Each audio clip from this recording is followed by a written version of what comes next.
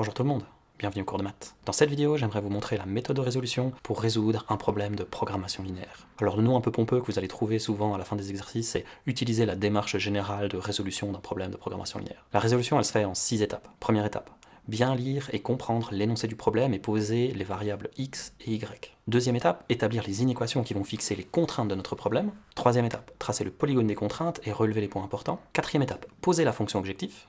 Cinquième étape, évaluer la fonction objectif à l'aide des points importants trouvés à l'étape 3 et choisir celui qui maximise ou minimise notre fonction objectif. Sixième et dernière étape, formuler une phrase réponse à notre problème. Alors pour illustrer cette résolution en 6 étapes, on va traiter un exemple concret ensemble. Cet exemple concret, tu le trouves aussi dans le test formatif que j'ai distribué. Dans ce problème, on a un fabricant de raquettes qui peut fabriquer des raquettes ordinaires et des raquettes plus grandes. Les raquettes ordinaires, il les commercialise à 8 € et les raquettes plus grandes, il les commercialise à 15 €. L'énoncé nous dit que la production de raquettes ordinaires se situe entre 30 et 80 et la production de grandes raquettes entre 10 et 30. L'énoncé nous dit aussi que la production totale de raquettes ne peut pas dépasser 80 par jour. Et la question finalement, combien de raquettes de chaque type faut-il produire pour avoir un bénéfice maximum? Utilisez la démarche générale de résolution d'un problème de programmation linéaire. Alors étape 1. Déjà bien comprendre l'énoncé et poser x et y. Alors moi ce que je vous conseille en lisant le problème, comme moi je l'ai fait là, c'est de sortir vos stabilos et de vraiment marquer en couleur les éléments importants. Utilisez aussi un code couleur pour regrouper les éléments identiques. Ce qu'il faut garder en tête en fait, c'est que x et y sont toujours des nombres et des nombres entiers. Donc il n'y a pas besoin de chercher trop loin pour poser ces x et y. Si ce n'est pas un nombre entier, ou si ce n'est pas un nombre de quelque chose, ça ne peut pas être x ou y. Donc ici, c'est assez évident dans ce problème que x va être le nombre de raquettes ordinaires et y le nombre de grandes raquettes. Deuxième étape, établir les inéquations de notre problème. Maintenant qu'on a trouvé x et y, on peut poser les inéquations en respectant les données de l'énoncé. Donc l'énoncé nous dit que le nombre de raquettes ordinaires est compris entre 30 et 80. X étant le nombre de raquettes ordinaires, x doit être supérieur ou égal à 30, mais inférieur ou égal à 80. Y, le nombre de grandes raquettes, est compris entre 10 et 30. Donc y supérieur ou égal à 10 et y inférieur ou égal à 30. De plus, la condition bleue nous dit que le nombre de raquettes totales produites par jour ne peut pas dépasser 80. Donc x plus y inférieur ou égal à 80. Maintenant qu'on a notre système d'inéquations posé comme ça, et c'est un système, ne pas oublier l'accolade, pour dire que ces inéquations, elles sont liées les unes aux autres, il faut isoler y pour pouvoir tracer y égale à ax plus b. Ici, il n'y a qu'une seule équation où il faut isoler le y, la dernière. Donc notre système il est équivalent au système x supérieur ou égal à 30, x inférieur ou égal à 80, y supérieur ou égal à 10, y inférieur ou égal à 30, et y inférieur ou égal à moins x plus 80. On passe à la troisième étape, tracer le polygone des contraintes et relever les points importants.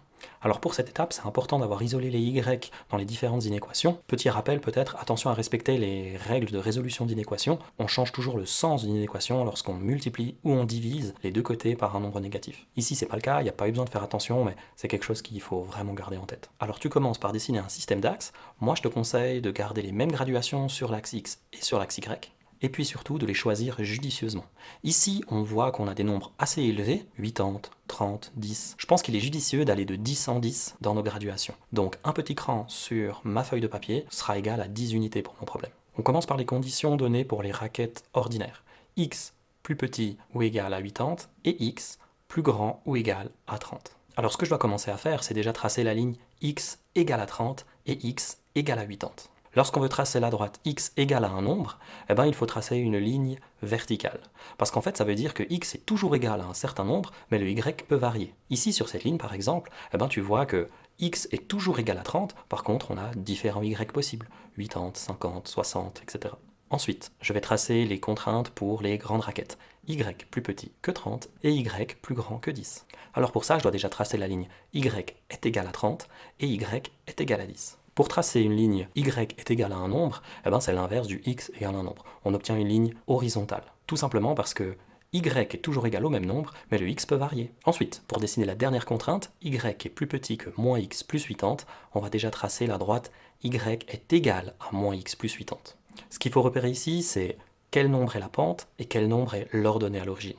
Quel nombre est le a et quel nombre est le b dans l'équation ax plus b d'une fonction affine. Si tu te rappelles plus trop comment on trace le graphe d'une fonction affine, n'hésite pas à regarder la vidéo que j'ai faite à ce sujet. Donc ici, a est égal à moins 1, moins x, donc moins 1 fois x, et b est égal à 80.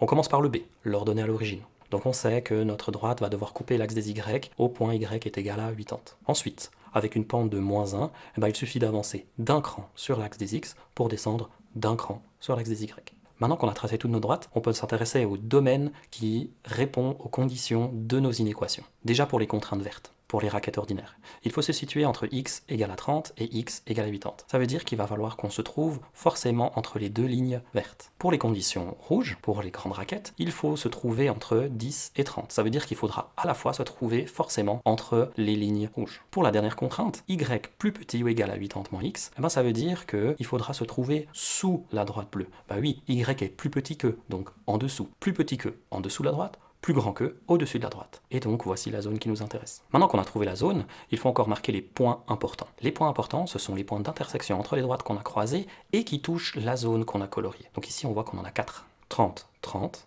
50, 30, 30, 10 et 70, 10. Ces points vont être importants pour la prochaine étape. On passe à la 4e étape. Poser la fonction objectif. La fonction objectif, elle va contenir nos variables x et y qu'on a posées à l'étape 1, et si dans notre problème il s'agit de maximiser un prix, elle va forcément comprendre un prix. Donc ici, avec mes stabilos de couleurs, j'avais utilisé le code couleur vert pour raquette ordinaire et rouge pour grande raquette. Et j'ai stabilobossé 8 € pour les raquettes ordinaires et 15 € pour les grandes raquettes.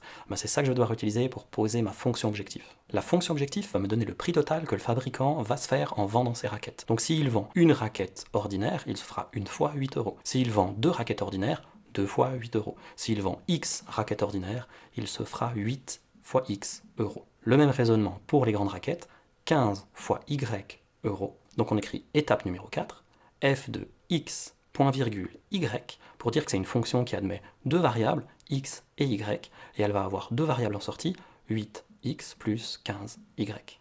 Maintenant qu'on a notre fonction objectif, on peut passer à l'étape 5. Évaluer nos points importants, ça veut dire nos couples x et y, dans la fonction objectif et voir lesquels vont la maximiser. 6e et dernière étape, répondre à la question posée et formuler une phrase réponse. Il faut faire attention ici parce que on nous demandait quel est le nombre de raquettes X et Y qui maximise le profit. On ne nous demande pas forcément de calculer ce profit ici, donc dans la phrase réponse, là, dans cet exercice, il n'y a pas besoin de spécifier quel profit a été fait, mais parfois c'est le cas. Et parfois, il faut peut-être même calculer quelque chose en plus à l'aide de ce qu'on a trouvé. Donc faire très attention de répondre correctement à la question posée. Donc en résumé, ce qu'il faut retenir de cette méthode, ce sont déjà les 6 étapes. 1. Poser X et Y. 2. Établir les inéquations qui correspondent à notre système. 3. Tracer le polygone des contraintes et trouver les points importants. 4. Poser la fonction objectif. 5. Évaluer la fonction objectif à l'aide des points importants qu'on a trouvés à l'étape 3. Et finalement 6. Répondre à la question posée en formulant une phrase réponse. Alors en regardant cette vidéo, vous avez suivi les différentes étapes, vous les avez certainement comprises, mais c'est vraiment important de savoir refaire ce genre d'exercice. Il faut se dire que comprendre dans ce genre de thème, c'est savoir refaire. Est-ce que tu sais refaire des exercices? Est-ce que tu arrives jusqu'au bout par toi-même, sans regarder la solution? C'est là que tu peux te dire que tu as vraiment compris ce thème. Voilà, on arrive au bout de cette vidéo de méthode de résolution de programmation linéaire en 6 étapes. J'espère que ça vous a aidé. Jusqu'à la prochaine vidéo, portez-vous bien.